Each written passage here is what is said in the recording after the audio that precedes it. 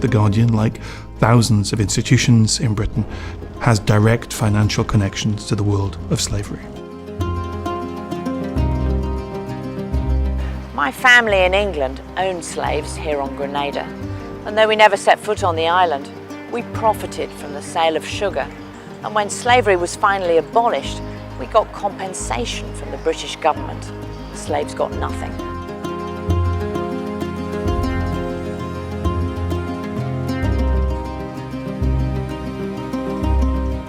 So what do you do when you discover the institution has a dark past? That its history is not just heroic, but it's also ironic and tragic. Slavery is the original sin. A national reparations policy is a moral, democratic, and economic imperative.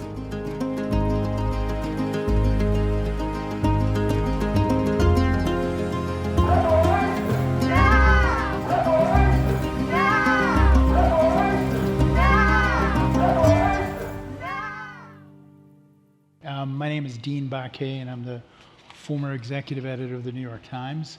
So I'm going to actually let each of the panelists introduce themselves and just talk for 2 minutes about themselves and how they came to the subject. And then I'll ask questions, and then we'll make sure to leave 10 minutes for questions at the end. Laurie? Hi everyone, I'm Laura Trevelyan, and in 2016 I got an email from a cousin that I'd never even met in Britain. I was living in New York, and he wrote and said, Laura, you're a journalist, you've written books, how could you not know that our family are descended from enslavers in the British Caribbean, and that when slavery was abolished, we owned 6 plantations in the Caribbean island of Grenada, and we received thousands of pounds worth millions in today's money in compensation. And I read this email, and it was like a bolt from the blue, because I had no idea. My father's generation had no idea. And this is the power of hard information, because University College London, in 2014, put online the database of compensation that was paid to Britain's slave owners in 1834. Imagine, it wasn't the enslaved who got compensation, it was the slave owners, because that was the political compromise to get abolition of slavery in the British Empire through Parliament. So all these years later, these documents go online, and across Britain, families are logging into this database, the site is crashing, and conversations are beginning. And our family, in general, people were shocked and horrified and wanted to know more. I made a BBC documentary in 2022 using this personal history as a way into legacies of slavery in Grenada. And everybody that I met on the island, I asked, should we apologize for what our ancestors did to yours? And should I pay reparations? And the answer I got back was a resounding yes, an apology would be meaningful because our history is a void. You know about yours. All we know is that our ancestors were kidnapped. And yes, you should pay reparations, because think of the wealth gap. All the wealth left Grenada. It went into the pockets of your ancestors and others. And look at the social capital that you have 190 years after abolition, and look what we're left with, a legacy of economic underdevelopment. And so in brief, our family went to Grenada last year, working with Grenadian reparations leaders. We worked on an apology. There was a public apology ceremony. 7 of us went to apologize for what our ancestors had done to the people of Grenada's ancestors. I donated £100,000 towards education in Grenada, and we've set up a family charity. And there was such an overwhelming response that with 7 other people in Britain, we set up a group called Heirs of Slavery, meaning those whose ancestors profited from slavery in the British Empire. More than 150 people have been in touch, and I'm working now with families as far afield as New Zealand and France who want to confront this legacy together with people in the Caribbean. Vincent, same question. Well, thank you all for coming, and thank you, Dean, for inviting us all here today. I am a historian of what we call Atlantic slavery, which looks at connections between Europe, Africa, and the Americas from about 1500 through the 19th century. And I grew up in Southern California, in the Southern California suburbs, in an environment where I learned almost nothing about the history of slavery in schools. I would say the public school education I received in the 1970s was something like what Ron DeSantis and Greg Abbott want for the citizens of Florida and Texas now. a public schooling education in which we avoided the difficult topics about the harder aspects of our past. But that always made me curious, because when I saw the differences between, say, white wealth and black wealth, the explanations that came back was that that was something, intrinsic to black people, some intrinsic inferiority. Maybe it wasn't racial, maybe it was cultural. Maybe it was something about their behavior, right? That kept them poor or made or explained the difference between themselves and the wealth that white people had. And so the answers to me always came through history, to look how dispossession had been produced and inherited in much the same way that wealth is produced and inherited. That dispossession is something that's a legacy of slavery, just as exploitation leaves its legacies as well. Now, I will say, when I engage this topic, I come to it as something of a skeptic on the topic of reparations. And before you denounce me, hear me out. My study of slavery over the past 25 years ago has shown me, just how many societies are organized in a predatory manner and remain predatory in many ways. And I've always been skeptical that a society which may be fundamentally predatory, which doesn't fully embrace all of its subjects and citizens, I've been skeptical that that society would ever make full amends for the legacies of slavery. But having said that, because I work on slavery, I'm continuously engaged with people whoops, I talk with my hands. I'm continuously engaged with people who want to pursue reparations. And I have found that it's those people who are actually telling the stories of connection that I wanted to learn in my public school. That it's those people pursuing reparations who are most engaged with what the past means to the present and what it might mean to the future. And so even though I still have my doubts about whether, say, a corporation which is focused on maximizing shareholder value and increasing quarterly returns, right, is ever fully going to be committed to the process of redress, the very fact that we're having this argument, that people like Laura are going to Grenada, the very fact that we're asking questions about what responsibilities we have to our history and how we steward those responsibilities for the future is the reason I'm very engaged in this conversation right now. At some point, I'm going to swing back to your skepticism a little Yes. bit, but don't knock the bottle over. Yeah. David, do you want to answer the question we started out with? Yeah. So my name is David Olusoga. I'm Professor of Public History at the University of Manchester, and I'm part of a conversation that's taking place in the United Kingdom about empire. And the story of slavery is fundamental to what we call the first British Empire, the empire built in the Caribbean and in the colonies of North America before the 1770s. And that conversation is one that has suddenly grown in energy, in emphasis, in importance. So I've been studying the same thing since I did my first degree.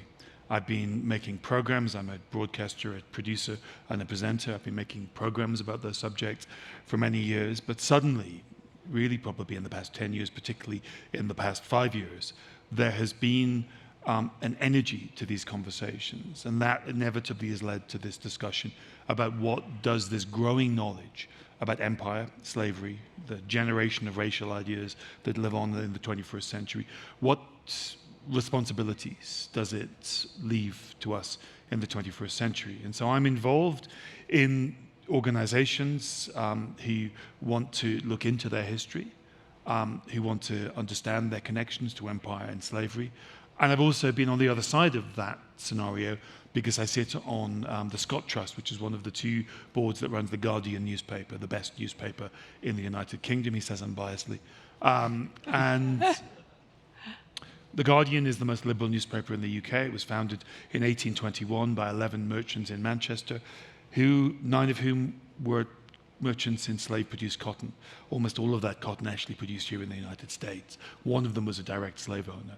So I've been involved in being inside an organization on a board making decisions about what we do about our history, researching, commissioning other historians to independently carry out that research. I've also advised organizations on how to go about researching their history, how to go about framing an apology if that's what they decide to do.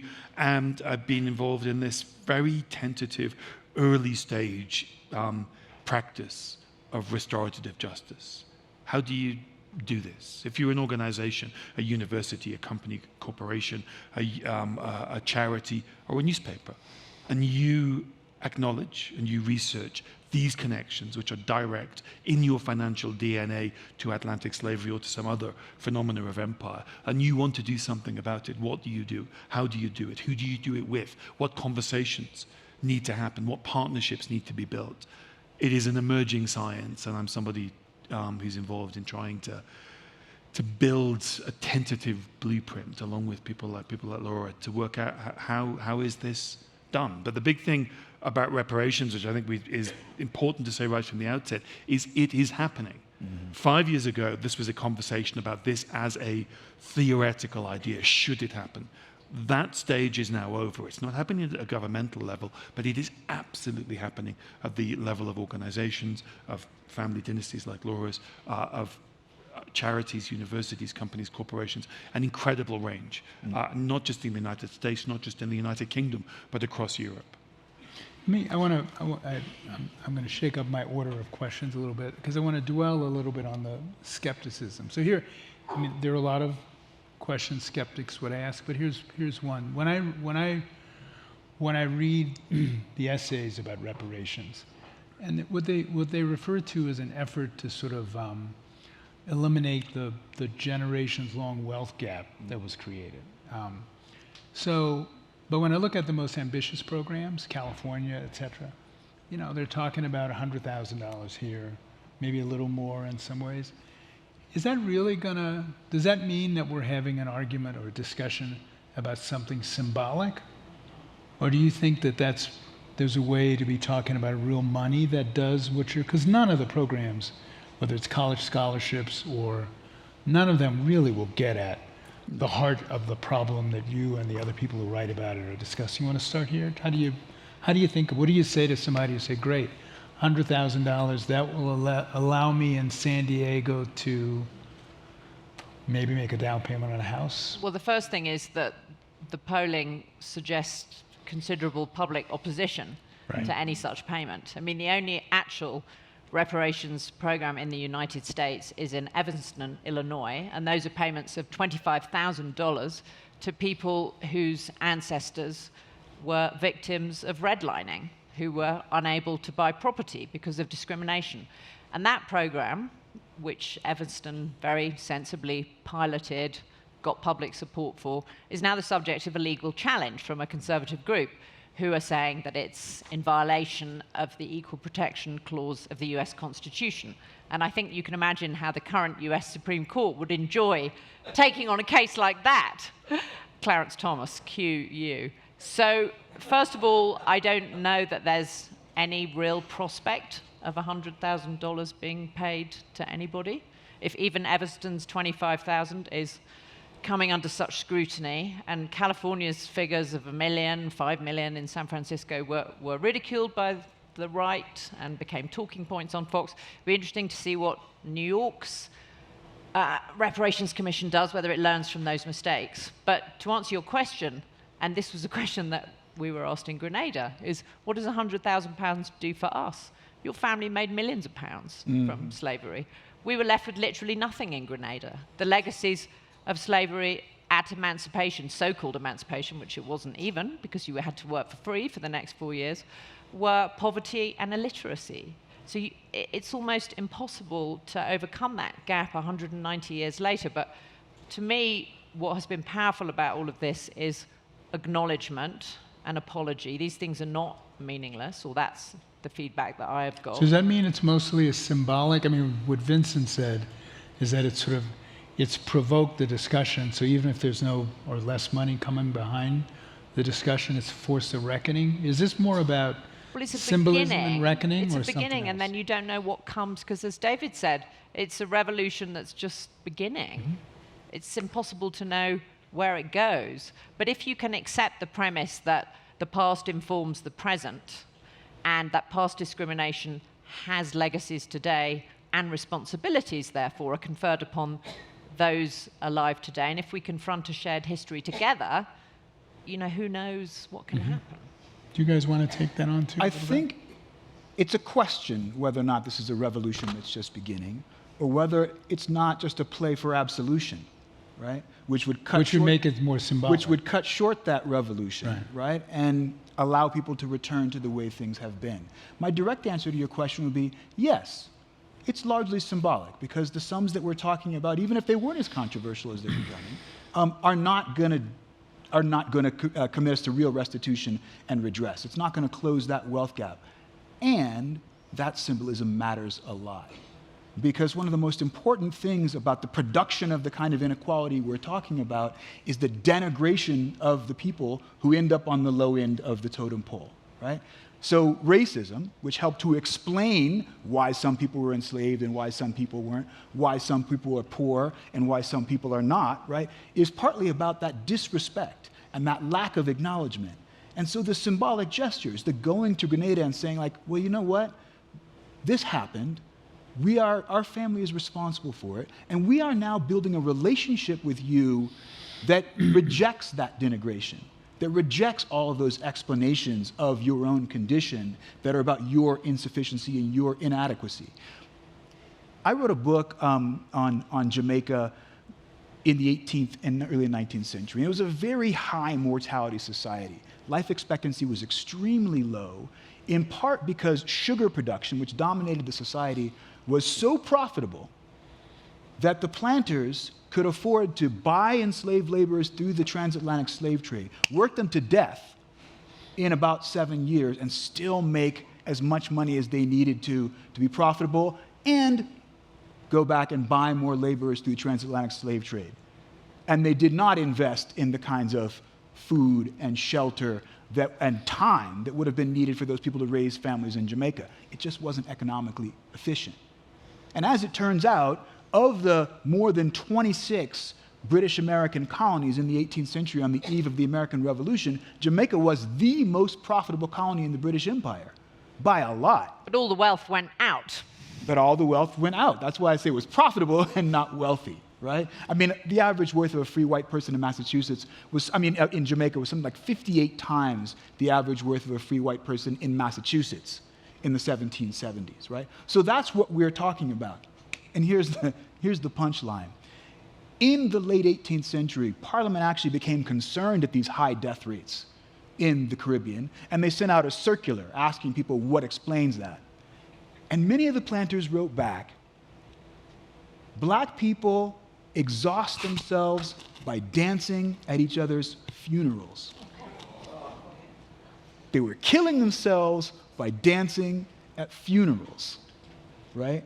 That kind of explanation for the deaths of their workers, which was quite profitable to them, like has to stop when we go back to the Caribbean and we acknowledge, right, look, this happened, it wasn't right, we are no longer gonna create and make up those mythological explanations for the societies that we live in. Can I just add one thing to that, which is we were encouraged by Caribbean leaders to come forward and to apologize and to pay reparations, because the Caribbean has now a long-standing 10-point reparations plan, which is aimed at the former colonial powers of Britain, France, Spain, Portugal, Netherlands. And it begins with an apology. And the call is not for individual cash payments, but for investment in the Caribbean's education, healthcare, all of these things which have been subject to mass economic underdevelopment. So part of our motivation was to try to lead by example, in the hope that it would encourage governments and put pressure on. David, you want to jump in before I? Yeah, I mean, there's a few points. I mean, I think the first is that I stood up in front of an audience and said this as somebody who was part of an organization apologizing, is all reparations, all restorative justice is imperfect. Mm-hmm. That's not a good enough reason not to do it. It can never be enough. The more you read about the violence of slavery, it becomes manifest, obvious. It can never be enough. That's just a reality, but none of that is a reason enough to not try. If we only attempted things because we could do them perfectly, we would attempt very few things. I think the second thing is my problem with the idea of symbolism is not the word symbolism, it's the word just. Because, peace, the celebrations we have at the end of wars are symbols. Coronations are symbolic. Veterans' Days are symbolic. Symbols are absolutely fundamental to how we frame our sense of identity and how we bring stories into the mainstream and share stories about one another. And the reason I think this is a revolution, because what the discussions about restorative justice, the actions being taken, are part of a much bigger phenomenon. I think it's different in the United States to the way it is in Europe. This is part of a word that Laura used earlier, a confrontation with a history that has been almost entirely buried. People in Europe know almost nothing, or did just a few years ago, about their connections to slavery and to much of the empire. It is a history that is pushed to the side. There is a kind of mentality in Britain, though Britain is not alone. The Netherlands is actually worse at this. The idea is that British history only happens in Britain. And that anything that happened out in the empire is not really British history. I kind of think it's sometimes that the British think that if a terrible event happens and there's a body of water between you and it hasn't really happened, and there are no consequences about it.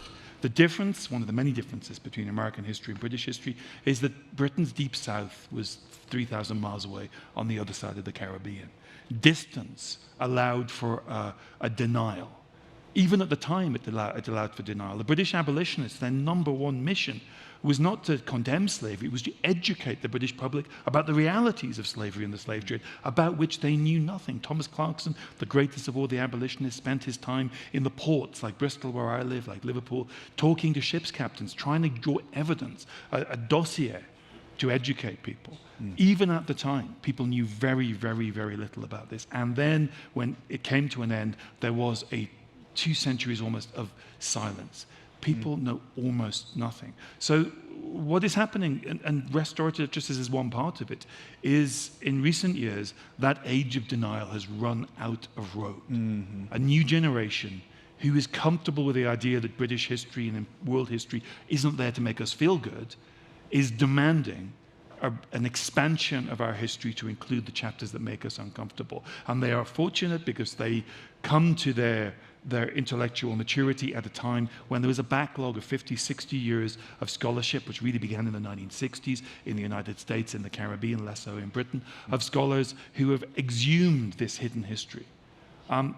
So this is why much of this begins with organizations, with them saying, we know nothing, but we have suspicions, and hiring historians to begin that process. And restorative justice only comes into it where after you've done that work, after you've confronted this history, after you've seen the documents, as we did in The Guardian, we found registers of plantations in which people were worked to death to produce the wealth that created the newspaper that we work for, that we are proud of.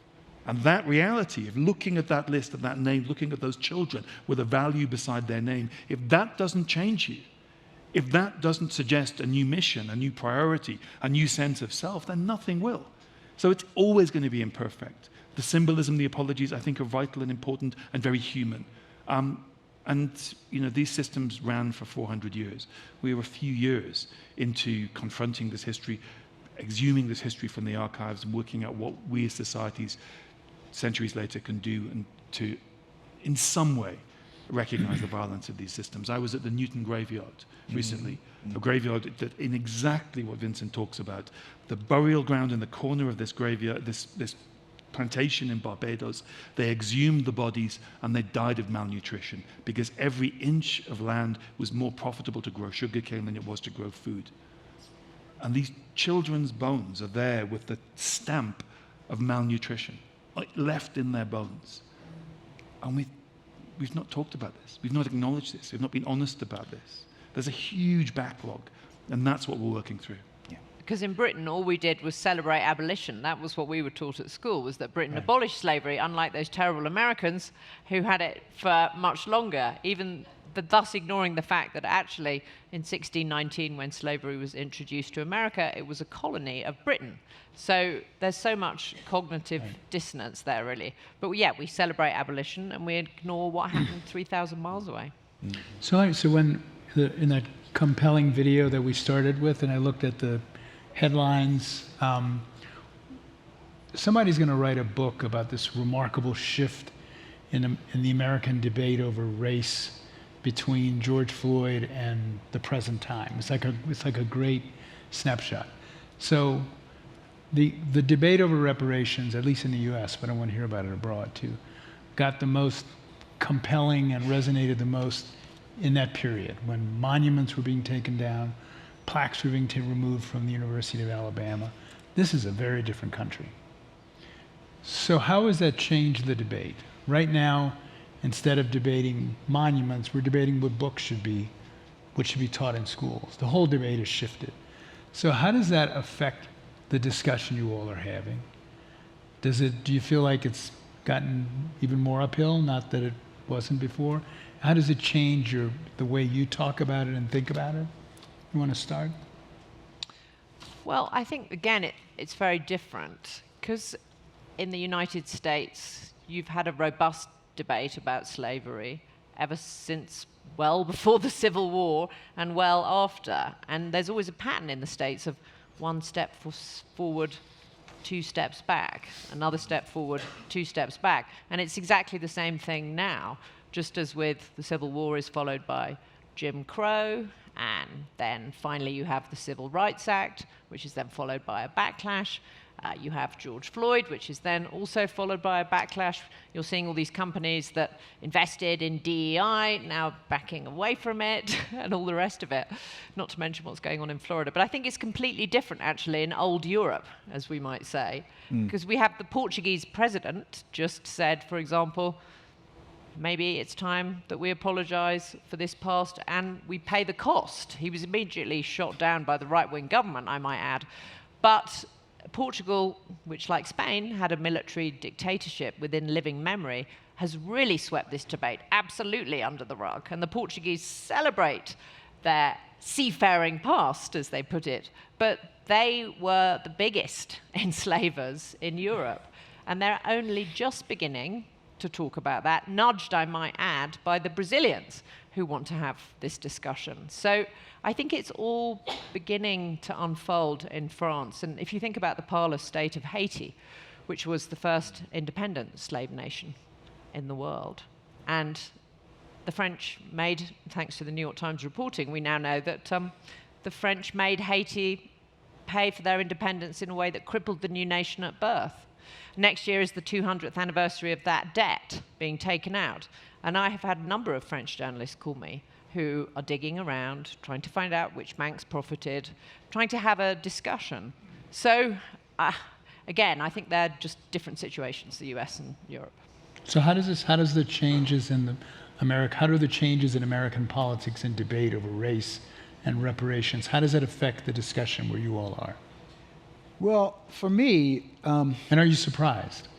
No, I'm not surprised. And in part because of the history that Laura just ran us through, which is that there's always a backlash when there's any kind of progress. When we begin to kind of change our conception of our history and therefore who we are, there's a reaction to that because people want to tell the comforting stories. Right? They would rather tell those stories. I'm always amazed still that at the origin of cinema, which I think is one of the greatest art forms of the 20th century, the first big blockbuster was Birth of a Nation, right?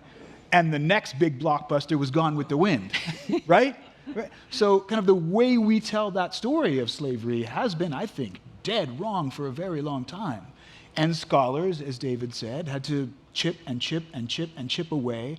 And then at various points in the civil rights movement, again in the George Floyd period, suddenly people look for that scholarship.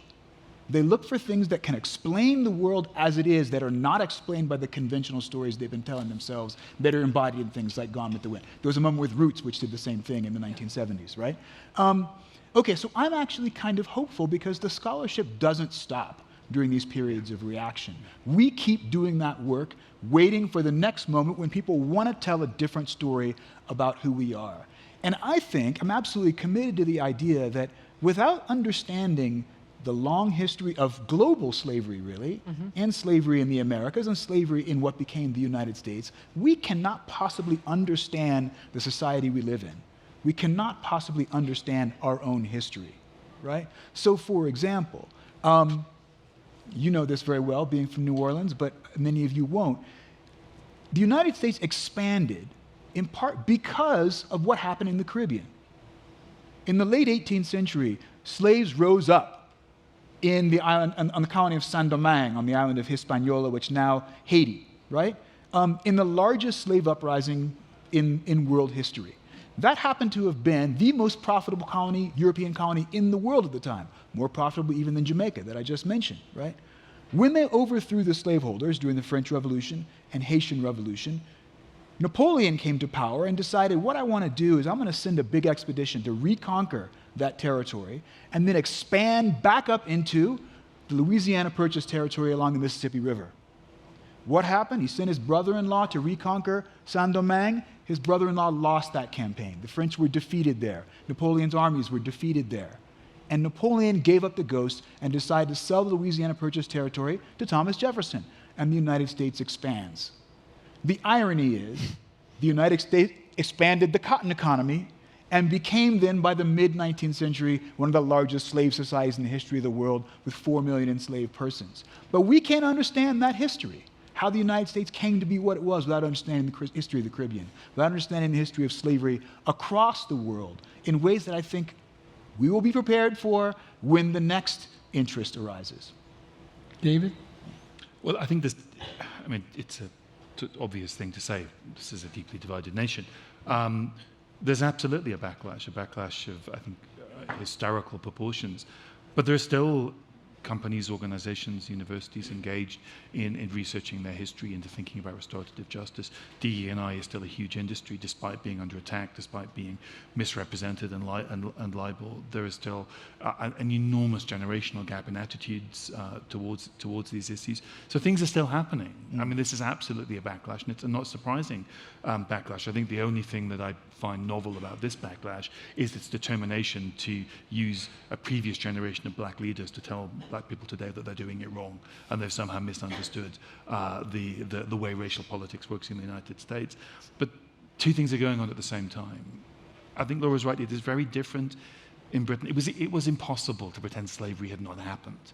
You had a slave market in Wall Street, slave markets in Washington, D.C., enslaved people working to build the U.S. Capitol. It was not, there was no plausible deniability even before the CIA invented the term.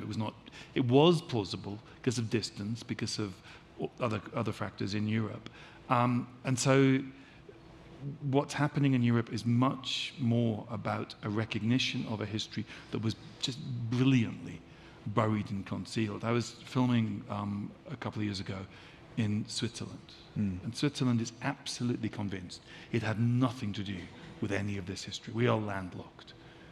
What could Switzerland possibly have done? The problem is that Albert Escher, who is the great figure behind building infrastructure and railways in Switzerland, whose statues stand outside all the major railway stations, his family were deeply involved in slavery in Cuba.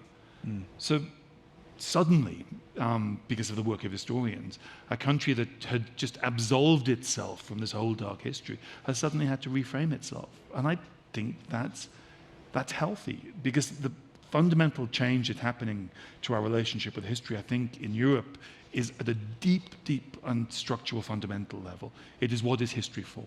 Does history exist to give us warm, fluffy feelings? Or is history a place we go to learn real truths about our ancestors, about our nation, about its wealth, about the world that we live in, how it was shaped, the violence, the oppression that underpins it, not just the oppression of slavery, the oppression of class, the oppression of women. The idea that history is this repository of wonderful stories, this procession of heroes and victories, that's beginning to break down. Not just what is taught, but what younger people don't want history just to tell them comforting lies. And so we're able to ask the next question: what does it mean that all of this wealth was generated from slavery, from empire, all of these relationships with people all over the world. The fact that the demographics of the world were completely reordered by the United Kingdom when it was at the center of the biggest empire the world had ever seen. That we share a history with 2.4 billion people in the former empire that we need to have a dialogue about. So in Europe, this is part of a bigger reframing of our national stories. In a way that isn't the same in the United States, because it was never possible to airbrush those histories out in the first place. And I think David's point about the demographics of the world, why people are where they are today. And what I found in the Caribbean is that there's so much pain about the ancestors, so much agony about the idea that your ancestors were ripped from Africa, brought to Barbados, then sold to South Carolina, then on to Louisiana. So much displacement and so much anguish about that today. That was what really, really struck me, actually, was in Grenada after our family apology, which, by the way, was not at all universally well received. But one woman came up to me afterwards and said, I feel like a burden that I didn't even know that I was carrying has been lifted by your apology, because it's on such a deep and profound level. And I talked to some schoolgirls in Grenada who were 14, absolute phenomenal girls at a Catholic school in St. George's, the capital of Grenada, and they said, you know, our parents were abused by their grandparents. They were beaten. They were forced to sit in honey covered with ants, because that's how the slaves were treated. And we think that we're punished too harshly by our parents today. And we think that there's a slave mentality in Grenada, actually, that we're trapped by this history. And they could see it so clearly, to David's point, that there's just a generational shift happening, and it's unfolding, and it's impossible to know where it ends up. But it has to be good to confront the past and to ask, what does it mean today? Which is why what happened with George Floyd was a global event.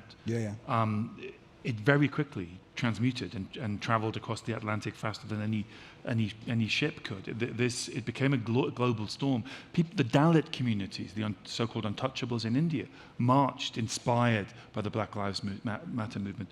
Maori communities in New Zealand, Eritrea, were inspired by it and made claims and made demands. Aboriginal people in Australia, there was something about that moment that transcended the United States.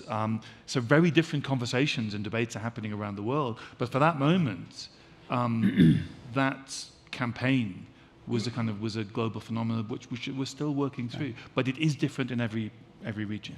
One of the things I think is I was going to ask. You go ahead. Yeah, one of the things I think is important to bring out about the displacement that was available to Britons when they thought about the history of slavery being 3,000 miles away across the ocean that wasn't available to the United States, is that you didn't have at the center of the empire a vibrant pro-slavery argument like you had in the United States, right? So as the abolition campaign began to build up in the United States and the antebellum South, you had a very active and aggressive pro-slavery movement that advocated for the virtues of permanent inequality. And I would only argue to us Americans that we are inheritors of that pro-slavery tradition as well.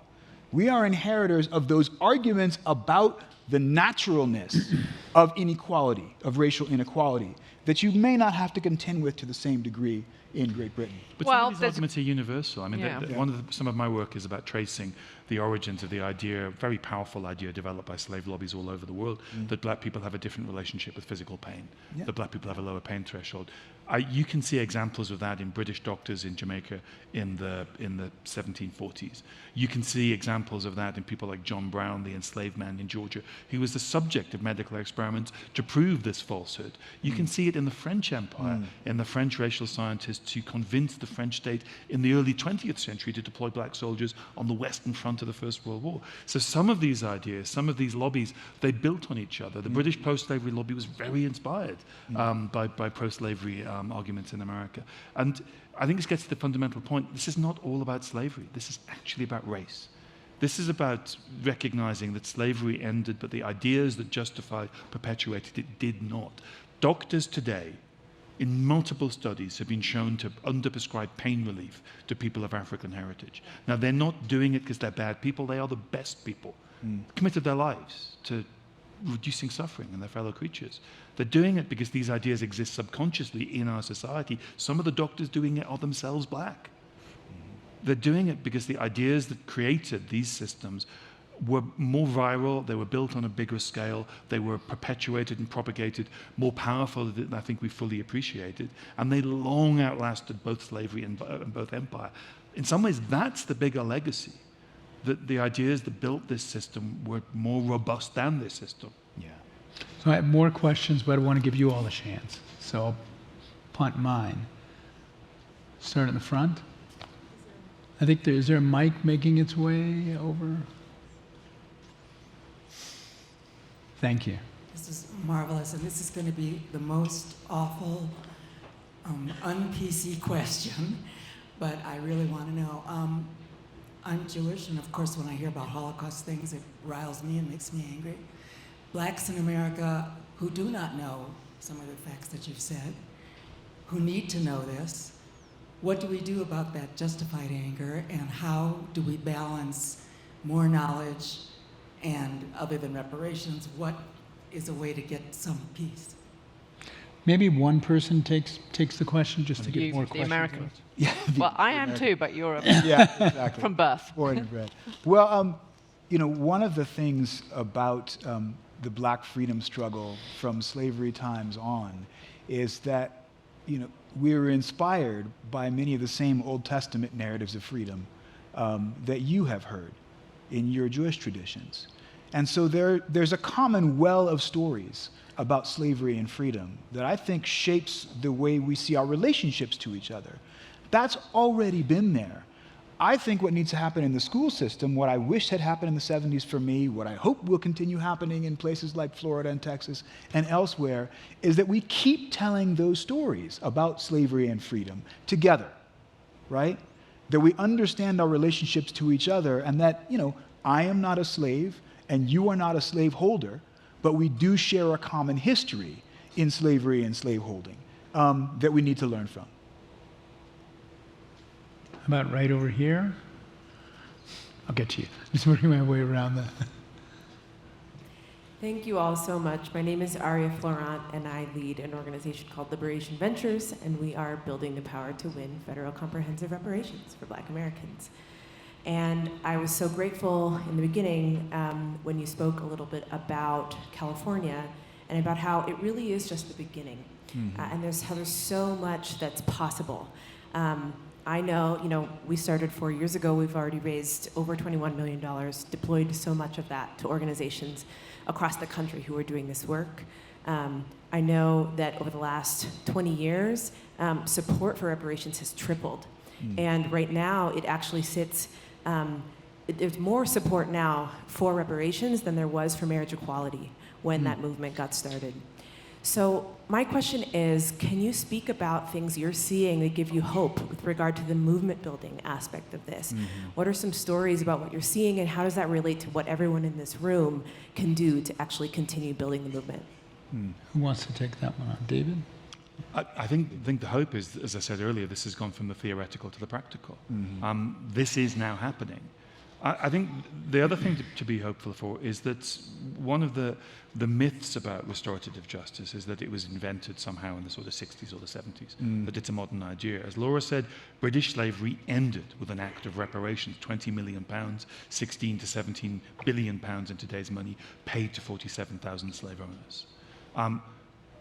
Germany paid reparations to France for the damage of the Zone Rouge after the First World War. Germany paid reparations to Israel and to some countries in Eastern Europe after the Second World War. Japan paid vast amounts of reparations to South Korea after the Second World War, which has been one of the most successful restorative justice acts in history. Some of South Korea's astonishing boom is to do with that seed money of restorative justice, of reparations that came from Japan. This is normal. This has always happened. Multiple conflicts have come to an end with restorative justice and forms of reparations. So it is happening, and it's always happened. Back there, right here. Yes. Hi, my name is Catherine Mateo. I'm building an organization that addresses the racial wealth gap through private investments, and I'm a corporate finance attorney. Does the source of reparations matter? There are public reparations and private reparations, and can one have more of an impact in addressing the legacy of slavery than the other? Will you take that one? You want to take that one? Yeah. Well, in the case of the Caribbean, where the 10-point reparations plan is very clear, and it calls for an apology from the former colonial powers, and debt forgiveness, investment in health and education, those sums of money are larger than I think that you would ever get from private financing. And I think the crisis that the Caribbean has now, specifically with climate change, which is in itself, when you think about it, linked to slavery. Nobody asked to be on islands in the Caribbean. Their ancestors were kidnapped 400 years ago and dumped there. And P.J. Patterson, the former Prime Minister of Jamaica, said to me, you know, Laura, the same winds that blew our ancestors here now threaten our very survival. So there's a very good argument for climate resiliency funding to be made by the former colonial powers in the Caribbean. And maybe that's a way into it. I note that David Lammy, who may be the next Foreign Secretary of Britain, he has given a number of interviews emphasizing the fact that if he becomes Foreign Secretary, he'll be the first descendant of enslaved people. He's British Guyanese. And that will inform his approach to governing, and it will inform his approach to the Global South and to the Caribbean. Maybe he could be the Foreign Secretary that could deliver climate resiliency funding to the Caribbean, maybe even an apology for slavery, I don't know. A new government in Britain could open the door for the King, for King Charles, who made a speech almost 2 years ago saying that he is deepening his understanding of the lasting legacies of slavery, and that this is a conversation whose time has come. And we know perfectly well that the Royal African Company was complicit and sanctioned the slave trade at its inception, and that the royal family profited from that. So But I wonder whether there's it's much worth that can saying come. that people don't yet understand. The Royal African Company is not an honorific. It's not that the royal family were involved. The Stuart monarchy catapulted England into the slave trade. It's not that they were involved, it's they made it. In fact, they were so bad at it at the absolute centre of they it. got the HEFO. Yeah. Well, the Duke of York, who was the king's brother, ran the Royal African Company, and the enslaved Africans were branded with DY for Duke of York. So This is the man after whom New York is named. Yeah, it's hiding in plain sight, all of that. Well, it's hiding in France for most of his life. I think there's one. Your turn? I wonder, something I think about sometimes in terms of reparations, regarding reparations in the United States. I think about whether or not some of the reluctance, especially at the government level, might have to do with fears of opening up wells of other claims. And Professor Brown, you mentioned the predatory nature of empire and how the United States came to be, and the indigenous people who were, and there is no justice there. There was an apology, but it was never publicly presented. It was hidden in a defense appropriations bill. I know I'm rambling. But you mean to open the door for... But I just wonder if I've said enough for you to address. Absolutely, because I think you're speaking to what I think is a very fundamental question, which is the political will that has to underlay restorative justice or any campaign for reparations has to be built from the idea that egalitarianism is a virtue, that we're all in this together, and that we should strive toward a relatively equal society one way or another. That's a very fragile idea. And I think that has to be taught from the ground up. If we're not telling the stories that, honor your history and your history and your history and our history together, we're already saying you don't matter, right? That your history is not equal to mine, and that it doesn't have to be accounted for, even symbolically, and certainly not monetarily. Just as an aside, I grew up in San Diego, California, and I did not know until graduate school or later that in 1776, important date, right? There was a huge uprising against colonial empire in San Diego. Wow. By the Kumeyaw Indians against the Spanish missions. I grew up my entire life not knowing the history of my own hometown, right? And how important that was, because Native American history just was not taught to us. It was not considered to be particularly important. I saw many more Westerns than I did stories about Native American history.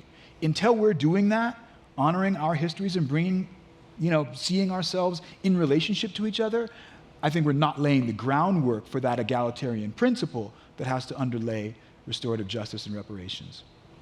Do I have time for one more, or am I going to get kicked off the stage? How about those two with their hands up right there at the same table? Make them quick. Hi there, my name's Theo. I'm a current student. I just want to thank you for the panel and for the work that you do. I go to a great university, and yet last year, only 20 students graduated from the history department out of about 2,000. I can't claim that's a representative experience, and I'm really encouraged by the fact that a lot of histories that haven't been previously told are being told. But I guess if you could expand a little bit about how to reach young people with the complexities of history, I'd love to hear some of your thoughts. And I'll add my question real fast, which is, Laura, did you have the experience of being forgiven? Shall I answer that first? Yeah, absolutely. Grenada's young Prime Minister, Dickon Mitchell, who swept to power 2 years ago in a change election, who's now was 43 at the time that we went. Dickon said, with a wry smile, he said, thanks to the British, I'm a Christian. And although, by the way, did you know that the slave Bible, that was the approved Bible for pastors in the Caribbean to use, had most of the Old Testament ripped out because of the fear that it would give the enslaved ideas. But Dickon Mitchell said that he accepted our apology and that he forgave us. And that was a very meaningful moment for everybody. And I forgive you. We're great friends now. So that last question that Theo asked, teaching young people.